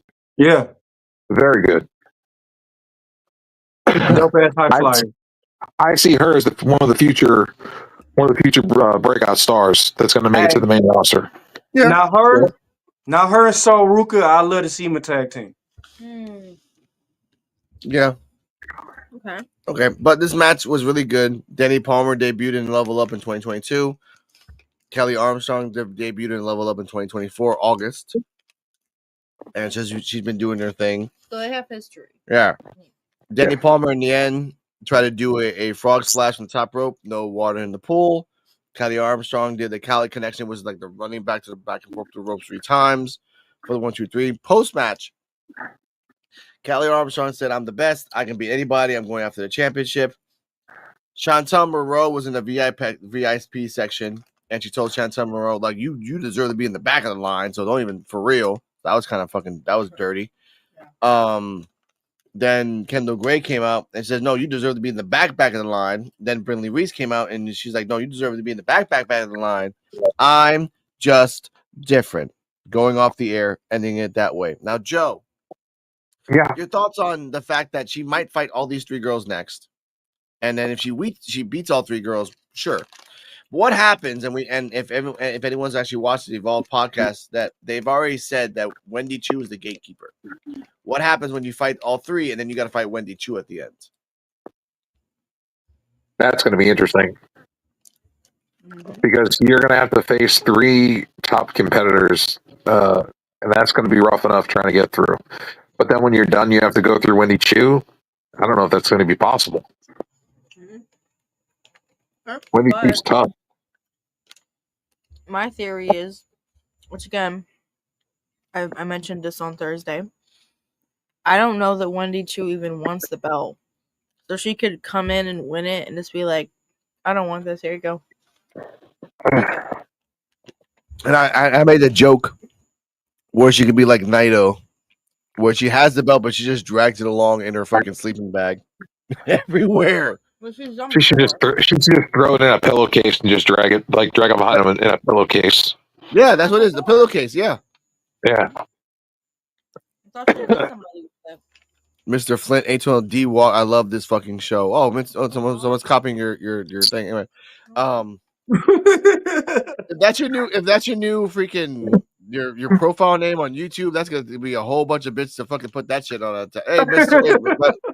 By the way, check out Mr. D apostrophe Mr. Inflow apostrophe walk. Okay, all right. That's a lot. At least you didn't put dollar signs in it.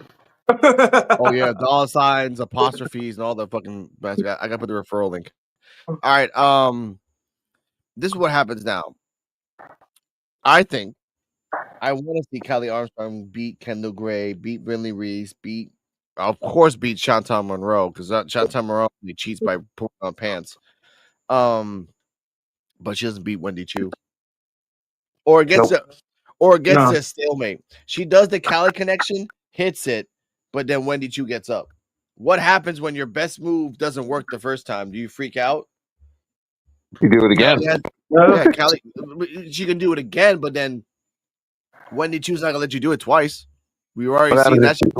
What happens if you do it 3 times and she still kicks out? Then you gotta switch it up. But Kelly Armstrong's too damn green to realize you can't. You gotta switch it up. She ain't done that shit yet. She sucks in submission. She's just power and running. Yeah. What happens if she poke her in the eye, and then do it again? I don't know. What about Kylie Ray? Exactly. What about Kylie Ray? I think she could do it. I think that Wendy Chu is grooming Kylie Ray to take the belt. Could be. There's a storyline between Kylie Ray, Wendy Chu, and Zara Zucker right now. Kylie Ray lost to Wendy Chu last episode, so it could be. Thank you. Kylie Ray needs to keep her mental health in check. Yeah, she's talking a lot. She's talking a lot of shit online right now, so she needs to shut the fuck up. Honestly, why is she talking shit? I don't know. She needs to shut the fuck up. She's not mentally stable enough to be talking shit to anybody. I don't know that. Wait, the whole talking shit? Mm-hmm. B-Mac mad at her. B-Mac mad at her. Where the fuck B-Mac been at? He been MIA for a while, haven't he? He's doing his own thing. Promoting AEW. Oh. So that motherfucker, like, what do you do? Just go to jail for a while? What the fuck? No. But with that, Tony Khan put him on lockdown. Damn. Speaking of lockdown, I want to thank you guys for passing by for the Evolved Post Review podcast. Man, thank you for having us. Of course, man. We do this every Thursday at 9 o'clock. Not been a bad show. I hope everybody is watching it because Evolve's been a really good show. Yeah. And it's not very long. It's only 45 to 47 minutes. Yeah. 4 matches at most. Maybe 5, but maybe 3 at the minimum. But you have talent. That's the thing. There is a lot of talent that's there. Yeah. The only downside, I will say this. You'll get 2 out of 3 good matches. Sometimes you'll get 3 out of 3, but most times you get 2 out of 3 because the Javier versus Riley Osborne was not a good match. No. Again, it was either storyline or just nervousness on their part. The week before that, the Brinley match was not that good, and the Brinley match before that wasn't that good either. The Chantal Monroe wasn't that good either. So there's yeah. Also, partly you don't get your storylines don't continue every week. Like you'll get like 1 week of your storyline, and then it won't pick back up for like 2 weeks. Yeah. Well, to be fair, that's standard across storylines. I mean, you have filler episodes in anything, but it's because they don't have enough time. Mm-hmm. They don't. That part. I don't know how many episodes there are, but I think that the storylines and again the commentary are what has carried the show so far. Yeah, like without they have to be able to account for the wrestlers and like just figuring things out. Mm-hmm. No, and so far they better than Raw and SmackDown. It is because it's short, good commentary. Every storyline has a reason, and if you don't get it this week, it'll come out next week, and it makes sense. And sometimes there's bad matches. There's bad matches on Raw too. Guess what? That shit happens. At least I'm guaranteed to get something continuous next week. How many times have we seen Roman Reigns? Roman Reigns supposed to be on every fucking week. Yeah. Fucking CM Punk. Bro, they come like we ain't gonna see them till what? Right, a week before, 9 hours. But with that, I will say, we've been seeing them every week. It's just leading up to WrestleMania. They've been on every show every week. Yeah. When? Was he on there the week before last? Who? Roman Reigns. Yeah, he's been on every damn week. Yeah, Punk's been on there too. Seth Rollins also. He missed a couple of them. He missed weeks before that. Yeah, He's been on every SmackDown. That's fine, but either way, that's life, and ladies and gentlemen, that's the PWF stuff. If they want to talk about that next time. Yeah. We'll see you guys next week. Next week on Wednesday, NXT time with D-Walk. Man, you see us? Yeah. Shout out to right hand Cam. Say that again. No. I said no. I forgot WrestleMania next week. Yeah, you'll see us Wednesday. Yeah, we'll like on Saturday, if everything works out well, we'll do a post send and deliver NXT time with D-Walk episode because it ends at 4:00 in the afternoon, for God's sakes. Like, it's not that hard to do. Like, all right, the hell? That's it. It's done at 4:00. And if you guys want to do a WrestleMania like post, you guys can do that. I'm gonna watch it. I'm gonna get drunk out of my ass, so I'm not gonna be in any condition to talk about that shit afterwards. I'll be angry. I thought we were talking about doing live watch along. Okay, you guys can do a live watch along. You guys remember, no audio in the background. You can just talk it out. Like I said, have some fun with that. Yeah. We're out of here, ladies and gentlemen. Remember, we're gonna be busy tomorrow. So. Yeah. So tomorrow's the Turtle Festival. Stay healthy, stay happy. Remember that the PWF and Evolve and NXT time with D-Walk is about having fun, talking about love, wrestling, and everything else. We have buttons if we go out of line. And Mr. Elmo, what do we always say? That is absolute facts. So tomorrow's the Turtle Festival? Yeah, tomorrow is the Turtle Festival. The video will be coming up soon after that. I'm going to record as much as I can without getting water dehydrated. Also, the opening of the Arte del Sol space in Luquillo. Yeah. Let's go. So let's go. Yes. So are the Paul brothers going to be at the Turtle Festival? The what? Are Jake Paul and Logan Paul going to be at the Turtle Festival? No, fuck that shit. Okay, we're out. Hit the end stream. Hit the end stream. Hit the fucking end stream now. I got you. That's it. We're out. Good night. Thanks for watching, and remember, like, subscribe, comment, leave your thoughts down below, and all links are in the description.